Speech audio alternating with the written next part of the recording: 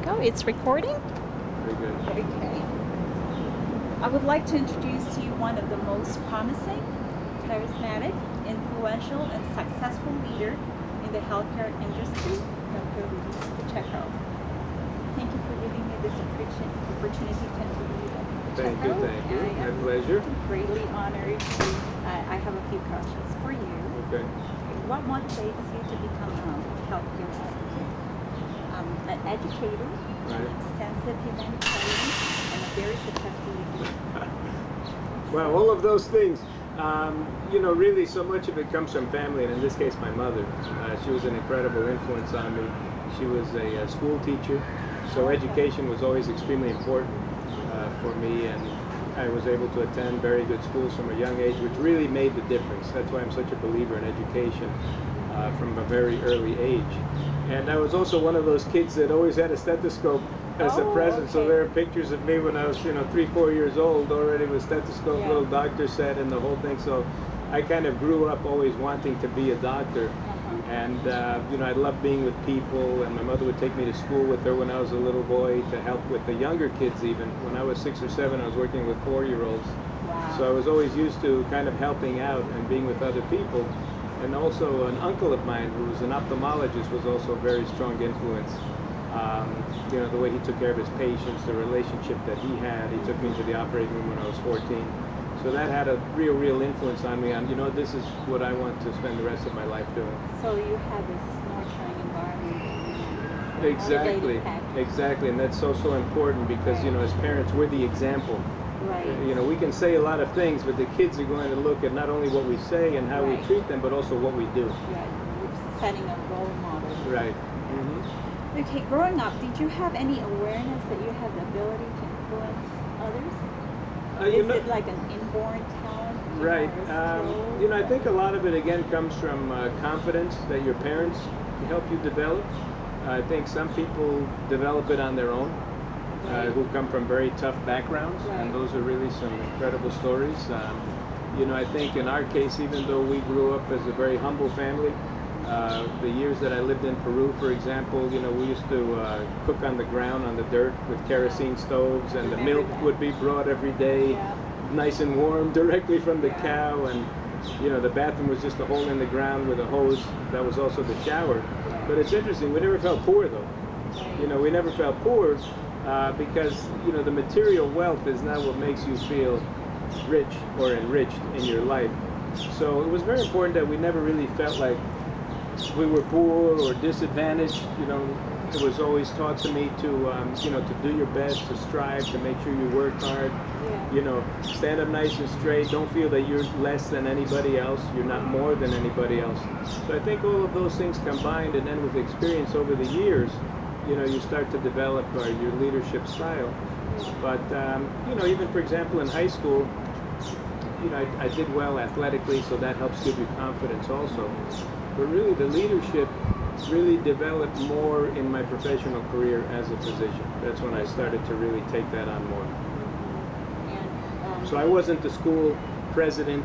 So you don't have to be the president of your high school or the school council president or even in college. So I was more of a late bloomer.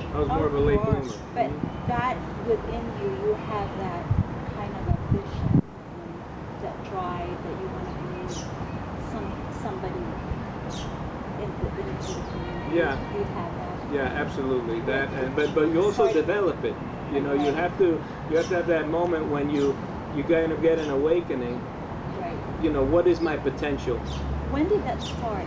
When did that seed that planted in you? When I went to medical school. When I started in medical school, what's interesting is I was a good student in college, but not a great student in college. Not an A student, more like a B plus student, which for medicine, is difficult because everybody's getting A's. But really, once I got to medical school, I really realized, and I think it helped to have some peers that I studied with who were really hard workers. And then I realized, this is what I really want to do. And then I just threw myself completely into that and then became an A student at that point. That's amazing. Okay, and what is your leadership style? You know, it's interesting, something I've thought a lot about. I think it's very important also to learn as much as possible from other leaders, from other role models. So there are a lot of books on leadership from all different disciplines. Let's say it's from the healthcare world, although there aren't as many in healthcare, interestingly enough. You know, there's a lot of business books regarding leadership, and those are, you know, very good tools that one can utilize. You know, you have famous generals who've written books about leadership. We have past presidents who've written books about leadership, as well as inspirational stories of, let's say, you know, normal people that have been able to really excel in different areas. So I've read a lot of different books to really be exposed to, you know, the different types of leadership.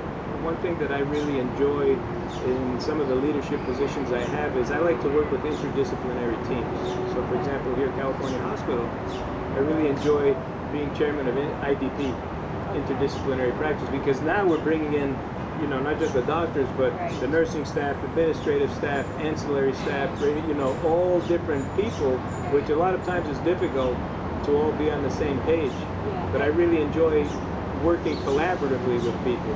So as opposed to, let's say, oh, you have to do this way, which then what happens is you're just kind of scaring people into doing what you think they need to be doing. I think it's much better to work in a collaborative way. Ask the person, what do they think is the best way, the most efficient way for us to accomplish that task? You know, please give me your ideas, give me your 3 top ideas, bring them back, let's discuss, let's review them, and let's come up with a solution for this. Yeah, wonderful. And I think you get more results.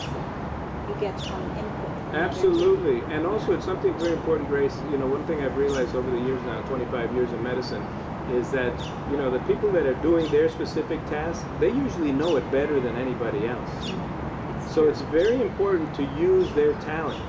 It doesn't mean you're going to agree with how they want to do everything, but you need to make sure that you're getting their experience and using their experience to help you make a smart decision for your company. I think that comes with emotional intelligence. It comes with intelligence. It also comes with being secure with yourself. One of the things I learned early on in running different business, because I've also done private business also, is I always like to hire people that are smarter than I am. Okay, the more smart people I have around me, the easier my job is going to be. My role is to make sure we're working effectively as a team. More productively. Exactly. Okay, what do you think are the most important skills and traits if one becomes a healthcare leader? Healthcare leader, well, number one, you better be able to persevere these days. Number one, you've got to work hard. You know, you need to stay on top of what's happening. You need to be very flexible because there's a lot of change, especially now with you know, the healthcare, Affordable Health Care Act, Obamacare. So you need to be able to adapt constantly. You need to be a person that is not going to be easily frustrated. You need to be able to problem solve quickly, but you also need to be able to problem solve on a strategic basis. So you need to be able to do strategic planning. Someone that just doesn't react to problems. When there is an issue, always realize there's usually 3 sides to every story. There's your side, there's my side, and there's what actually happened. As opposed to just saying, oh, well, she said this, he said that, okay, you're being fired. No, you have to really be able to take in the information in a calm, objective way, and then make a decision based on the information you have. So it's really multiple skills that are needed, especially nowadays, you know, to be an effective healthcare leader. Obviously, you also want someone that has excellent communication and people skills, and that likes people. You know, that genuinely likes to work with people. When they like what they do, then...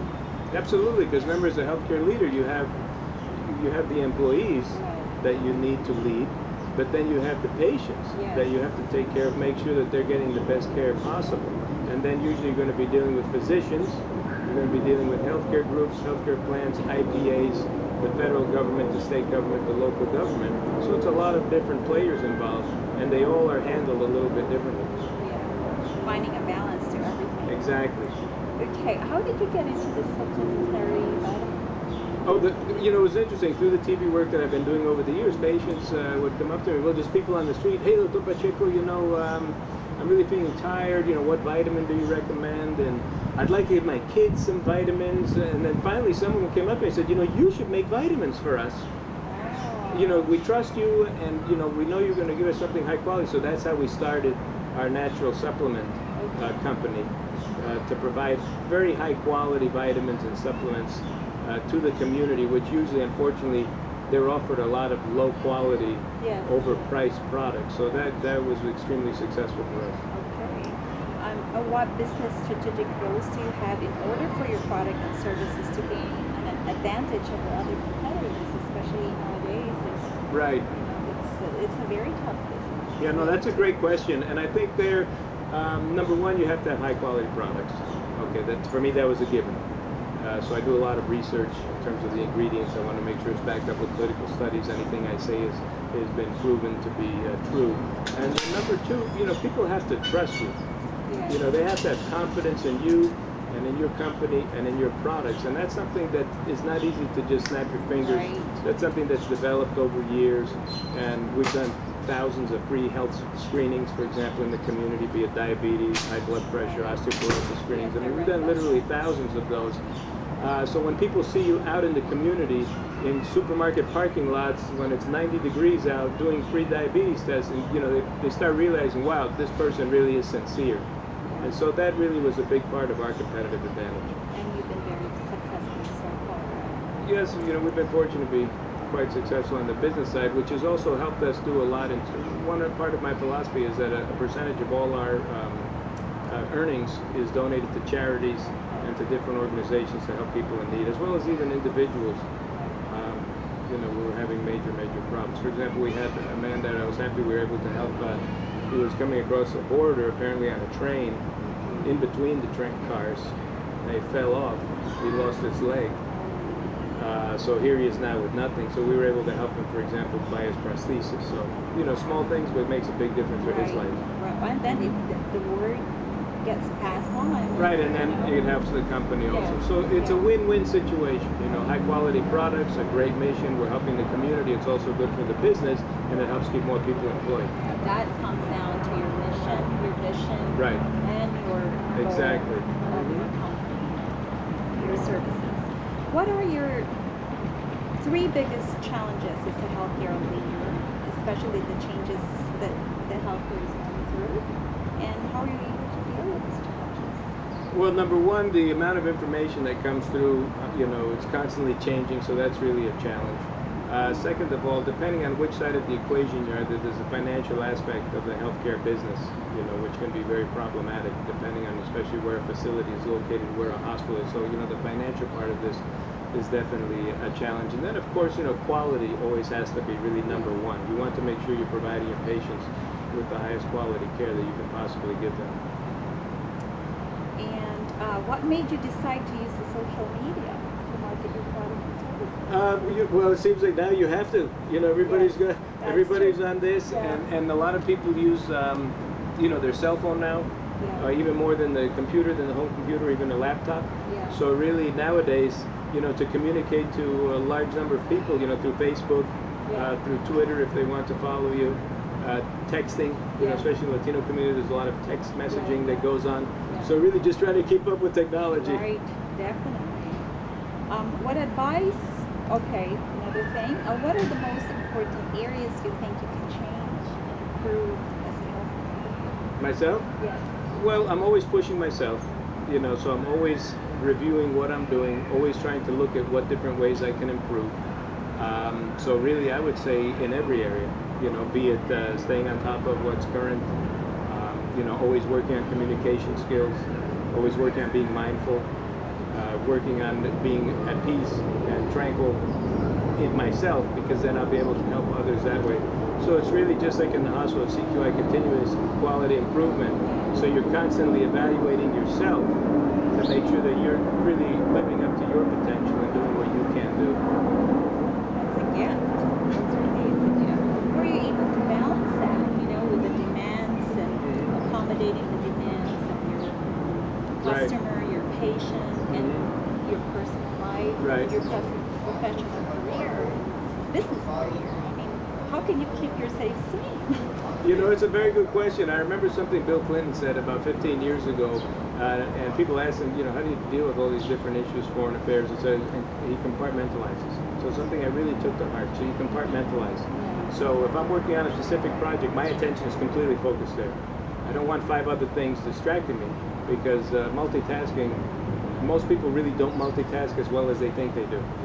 You know, you think, oh no, I'm a multitasker. Yeah, but what are your results? Yeah. So I really like to focus on what I'm doing. I compartmentalize the different issues so I'm not distracted when I'm thinking about one. Because when you try to think about too many different issues, it can lead to anxiety.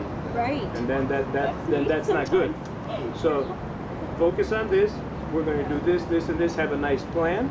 You know, we have our vision, we have our plan, and then we execute it. Then we move on to the next one. And also, of course, being very efficient with your time. So not wasting time. That's project Don't waste time. management right You know, there. meetings, the meeting has to have a clear vision of what we're accomplishing in this meeting. Otherwise, everyone knows, just send me an email. Yes. But we're not going to sit there and waste an hour and a half doing something we could have done in 15 minutes or 20 minutes or even through an email. Wonderful. I've learned so much about you. And what advice can you give, this is my last question, what advice can you give to the future leaders, especially in the healthcare? Like yourself. There we go, like Grace. Well, number one, I think it's fantastic you're doing a project like this, okay, because this is something that just the whole process is a real learning experience. I think for leaders, really, you have to embrace learning. You know, it's always about learning. You know, one of the things that about healthcare, being doctor, or let's say in this case, you know, working in the laboratory, we're always learning. There is always something new, so that's always stimulating the brain. So you have to really embrace learning and always want to, you know, see what's new and what's current. Number two, you have to be willing to work hard, and then really find that balance between working hard but not burning out. Yeah, you know, working hard but not getting overstressed. And it's not always so easy. If there's financial issues, there's family issues, you know, there's children, there's a million reasons. So everyone needs to, you know, I recommend you need to find out what helps you become more at peace with yourself. Whether that's exercise, meditation, going swimming, just sitting quietly in the park, you know, those things are very, very important. It's something I really learned much later in life, that the more at peace we are internally, the more we can do as humans in terms of our day-to-day life, and the more also we can help other people. That's being mindful. Well, Exactly. there you have it. Most successful leader, Dr. Luis Pacheco. Thank you so much. Thank you, Grace. you. Thank you. Bye-bye, everybody. Thank you so much. Oh, thank you so much.